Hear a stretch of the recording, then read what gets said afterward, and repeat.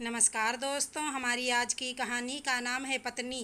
हे राम, मेरी तो किस्मत ही फूट गई। कितने सपने देखे थे मैंने बेटे की शादी को लेकर। उसको पढ़ा लिखा के इतना बड़ा आदमी बनाया, आज ढंग के पैसे कमा रहा है और ये अपने पैरों पर खड़ा होते ही इसने तो अपनी ही मनमानी कर ली। लव मैरिज कर रहा है और साथ ही साथ उसके पापा भी उसका साथ दे रहे हैं। मेरी तो इस घर में कोई भी कदर नहीं है। छाती पीटते हुए रमा जी लगातार चिल्लाए जा रही थी। बस करो रमा, क्या कर रही हो? शादी का घर है, उसमें यह तुम अपशगुन क्यों कर रही हो? रमा जी पर गुस्सा होते हुए उनके पति उमेश जी बोल पड़ते हैं। इकलौता बेटा है, उसकी शादी में तो तुम्हें खुश होना चाहिए। और रही बात लव मैरिज की, तो अच्छी बात है ना। कम से कम बच्चे एक दूसरे को पहले से जानते हैं, समझते हैं। दूसरे घर की लड़की आएगी, उसे भी इस घर में खुद को एडजस्ट करने में तकलीफ तो नहीं होगी। ज़माना कहाँ से कहाँ चला गया और तुम अपने ही पुराने ख्यालात को लेकर रोना पीटना मचा रही हो। लव मैरिज कोई बुरी बात नहीं होती है। और ऊपर से सबसे बड़ी बात तो यह सोचो, तुम्हारे बेटे ने अपनी ही जात बिरादरी की लड़की को पसंद किया है, किसी दूसरे जात की भी तो नहीं है। फिर तुम्हें उसे अपनाने में क्या दिक्कत हो रही है? बस करो ना माँ, सच तो कह रहे हैं पापा, बुराई क्या है? तुम क्यों इतना हाय तौबा मचा रही हो? माँ, तुम एक बार जब निसी से मिलोगी तब तो समझोगी ना। वो बहुत अच्छी लड़की है, तुमने जैसी बहू के सपने देखे हैं निसी वैसी ही है। तुम्हें अपने बेटे की खुशी से कोई मतलब नहीं है, अपने बेटे के ऊपर विश्वास नहीं है। मैं किसी ऐसी वैसी लड़की को इस घर में लेकर आऊँगा। पति और बेटे की डांट सुनने के बाद रमा जी शांत हो जाती हैं। आखिर वो कर भी क्या सकती हैं। सारी तैयारी भी तो हो गई थी, उन्होंने अपनी तरफ से पूरी कोशिश की, जितना हाथ पैर चला सकती थी सब कुछ किया, लेकिन शादी को रुकवा नहीं पाई। और अंत में आकाश और निशी के गृह प्रवेश की तैयारी होने लगती है। बहू के आने से रमा जी बिल्कुल भी खुश नहीं थी। एक तो बेटे ने लव मैरिज कर ली, दूसरे रमा जी ने बेटे की शादी में दहेज को लेकर जितने सपने देखे थे उनके मन मुताबिक दहेज भी नहीं मिला था, क्योंकि उमेश जी ने लड़की वालों को पहले ही दहेज के लिए मना कर दिया था। शादी में आकाश की बुआ भी आई थी, जो उमेश जी से बड़ी थी। बुआ जी भी आकाश की शादी से खुश नहीं थी, क्योंकि वह आकाश की शादी अपने ही किसी पहचान वाले की लड़की से करना चाहती थी, जिसके लिए उन्होंने बहुत पहले ही रमा जी से बात भी कर ली थी, जहां रमा जी को मुँह मांगा दहेज भी मिलता। लेकिन अचानक से ही जब आकाश ने रमा जी को निशी के बारे में बताया तो रमा जी के सपने वैसे ही हवा हो गए।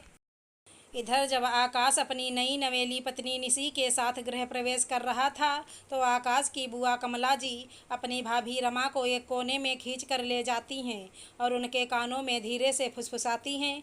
देख लो भाभी, तुम्हारा तो अपने बेटे और पति पर ही कंट्रोल नहीं रहा। देख लो कितनी छोटी है वो अपने आकाश से। अरे एक से एक लड़कियों की लाइन लगी पड़ी थी अपने आकाश के लिए। गाड़ी घोड़े के साथ सब लोग लड़की देने के लिए तैयार थे, लेकिन तुम्हारा तो अपने पति और बेटे पर बस ही नहीं चला। पर अभी कुछ बिगड़ा नहीं है। मेरी मानो तो अपने पति और बेटे के सामने सही बनी रहो, लेकिन उनके पीठ पीछे इस निशी का जीना दुश्वार कर दो। इसे इतना तंग करो, इतना परेशान करो कि वो यहाँ से खुद ही भाग जाए। वैसे भी लव मैरिज ज़्यादा टिकती ही कहाँ हैं, और जब वो खुद ही घर छोड़कर चली जाएगी तो आकाश फिर उसे दोबारा मनाकर वापस लाने वाला नहीं है। सीधी सी बात है, दोनों में अनबन होती जाएगी और एक न एक दिन दोनों का रिश्ता भी टूट जाएगा। और फिर सही समय देखकर हम आकाश की शादी अपने हिसाब से कर देंगे। अब सब कुछ तुम्हारे ही ऊपर है। कमला जी ने तो रमा जी के कान भर दिए। रमा जी को भी जीजी की बातें बड़ी सही लगीं। अब उनका पूरा ध्यान बहू के ऊपर ही रहता था और मन में एक उम्मीद थी कि लव मैरिज ज़्यादा दिन तक टिकती नहीं है। बस इसी उम्मीद के साथ रमा जी ने शुरू किया अपना खेल। आकाश ने शादी के लिए 10 दिन की छुट्टी ले रखी थी, लेकिन ये छुट्टी रमा जी को बर्दाश्त नहीं हो रही थी, क्योंकि ज़्यादातर आकाश निशी के साथ टाइम बिताता था, जो देख के रमा जी के सीने पर सांप लौट जाता था और आकाश के रहते हुए वो निशी से कुछ कह भी नहीं सकती थी। जैसे तैसे उनके 10 दिन कटे और 10 दिन बाद जब आकाश सुबह सुबह ऑफिस के लिए निकल गया और आकाश के पापा भी कहीं बाहर चले गए तो रमा जी तुरंत धड़धड़ाते हुए निसी के कमरे में जाती हैं और निसी से कहती हैं, महारानी लव मैरिज करके आई हो, बेटे को मेरे बस में कर ली हो, तो क्या पूरे घर वालों को भी बस में करने का इरादा है? तुम्हारे जैसी सीधी मीठी बोली वाली लड़कियों को मैं अच्छी तरह से समझती हूँ। अच्छे घर का, अच्छे ख़ानदान का लड़का देखा नहीं कि डोरे डालना शुरू कर देती हैं। यही सिखाया तुम्हारे माँ बाप ने। अरे मेरा आकाश तो सीधा साधा है, वो तुम जैसे चुड़ैल का इरादा ही नहीं समझ सकता है। लेकिन मुझे सब पता है, ये जो लव मैरिज का नाटक होता है ना, यह ज़्यादा दिन तक टिकता नहीं है। 4-6 महीने तो तू बड़ी सीधी बनकर रहेगी, इसके बाद तू अपना रूप दिखाएगी, मेरे बेटे से लड़ेगी झगड़ेगी, उसके प्यार का फ़ायदा उठाएगी और फिर मेरे बेटे की ज़िंदगी नरक कर देगी, उससे तलाक मांगने लगेगी और मुआवजे में तुझे मोटी रकम भी चाहिए। निसी अपनी सास का ऐसा रुद्र रूप देखकर डर जाती है और तुरंत बेड के नीचे उतरकर खड़ी हो जाती है और सास के मुंह से ऐसी बातें सुनकर रोने लगती है। उसे समझ में ही नहीं आता कि अचानक माँ जी को हो क्या गया है, वो कैसी बातें कर रही हैं। उसने बड़ी हिम्मत करके धीरे से कहा, लेकिन माँ जी बात क्या है? आप इतना नाराज़ क्यों हो रही हैं? बात क्या है? नाराज़ क्यों हो रही हूँ? तेरी ज़बान भी चलती है, अभी तो बड़ी मीठी मीठी बन रही है। गलत क्या कहा मैंने? जो कुछ कहा सही तो है। यही है ना तेरा बिजनेस, यही करता है ना तेरा खानदान, यही तेरी माँ भी करती आई होगी, यही तू भी करती आई है। बड़े घर के लड़कों को फंसाती है और फिर तलाक लेकर उनसे पैसे ऐंठती है। सास की बातें सुन निसी लगातार रोए जा रही थी। उसने धीरे से कहा, माँ जी क्या बोले जा रही हैं, क्या बोले जा रही हैं? अभी तो तुम बड़ी दूध की धुली लग रही हो। इतनी दूध की धुली होती, इतनी शरीफ होती तो ऐसी हरकतें ही नहीं करती। शरीफों के घर में लव मैरिज नहीं होता है। लेकिन ये बात तू कहाँ समझेगी? ना तो तू शरीफ है, ना तेरा खानदान शरीफ है। बस करो माँ। अचानक बेटे की आवाज़ सुन रमा जी पीछे मुड़कर देखती हैं तो सामने आकाश अपने पापा के साथ खड़ा था। पति और बेटे को अचानक देख रमा जी का चेहरा एकदम सफ़ेद पड़ जाता है और डर जाती हैं वो, लेकिन फिर भी अपने आप को संभालते हुए कहती हैं, अरे बेटा तू तू तो ऑफिस चला गया था ना? कैसे आ गया? अच्छा हुआ माँ जो मैं वापस आ गया। मैं तो अपना फ़ोन भूल गया था जो वापस लेने आया था। अगर मैं वापस नहीं आता तो मुझे आपका यह ऐसा रूप देखने को नहीं मिलता। ये आप क्या बकवास करती जा रही थी निसी से? अब रमा देवी थोड़े गुस्से में हो गईं और बोलीं, क्या बकवास कर रही थी? गलत क्या कहा मैंने? बस करो माँ, बहुत हो गया। कितनी देर से मैं सब कुछ बर्दाश्त करता जा रहा हूँ। पत्नी है वो मेरी, शादी करके लाया हूँ, कोई भगा के नहीं लाया। इज्जत से पूरे मान सम्मान के साथ उसे इस घर की बहू और अपनी पत्नी बनाकर लाया हूँ। अगर आपको निसी नहीं पसंद है तो कोई बात नहीं, मैं अभी के अभी निसी को लेकर इस घर से हमेशा के लिए चला जाता हूँ। लेकिन आप मेरी पत्नी के बारे में इतनी गिरी हुई बातें नहीं कर सकती हैं। मुझे विश्वास ही नहीं हो रहा है कि मेरे सामने मेरी माँ खड़ी हैं, जो मेरी पत्नी को इतनी बुरी तरह से जलील कर रही हैं। माँ, उसे मैं इस घर में लेकर आया हूँ, मेरे भरोसे वो इस घर में आई है। उसका मान सम्मान मेरा मान सम्मान है, उसकी इज्जत मेरी इज्जत है। मेरा फ़र्ज बनता है कि मैं उसके मान सम्मान की, उसके इज्जत की रक्षा करूं, ना कि उसे ऐसे सबके सामने जलील होने के लिए छोड़ दूं। अच्छा हुआ माँ जो आज ही मैं आपका सारा असली रूप देख लिया। निसी तुम अपनी सारी पैकिंग कर लो, हम आज के आज ही कहीं किराए के घर में चले जाएंगे। तू अपनी माँ को छोड़ने की बातें कर रहा है बेटा? तू अपनी माँ के त्याग को भूल गए।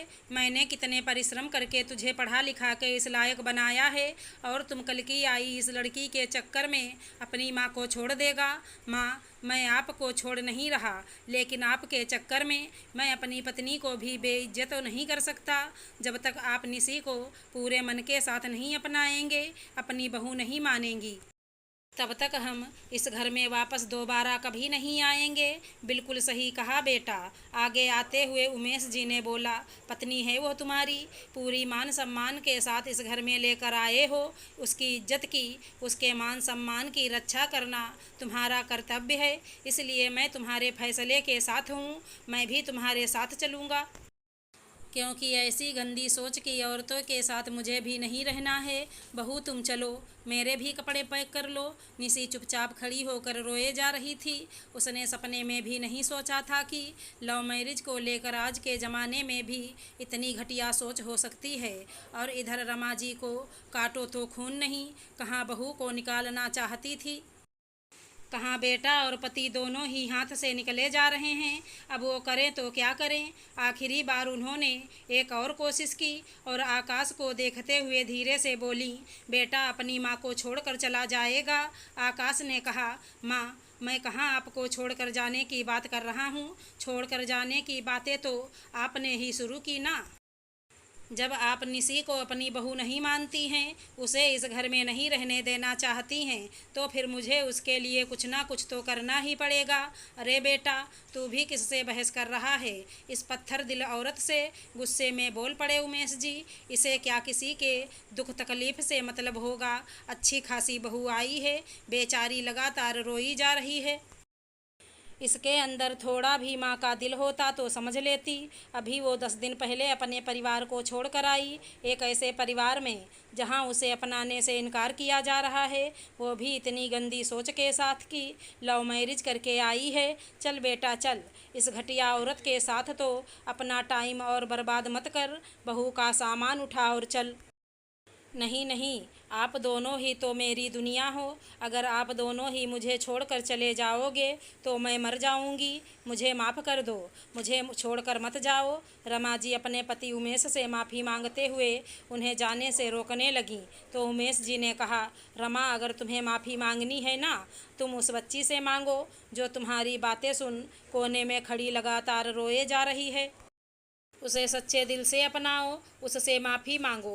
अगर उसने माफ़ कर दिया तो समझो मैंने भी माफ़ कर दिया। उमेश जी ने अपना फैसला सुना दिया। अब रमा जी के पास और कोई रास्ता नहीं था। बहू के चक्कर में वो पति और बेटे को नहीं खोना चाहती थी, इसलिए हार कर मजबूर होकर उन्हें निशी को अपनाना ही पड़ा। और आगे से वो निशी को कुछ भी कहने से पहले 1000 बार सोचती थी। अगर हमारी कहानी पसंद आई हो तो चैनल को लाइक शेयर सब्सक्राइब करें। राधे राधे दोस्तों।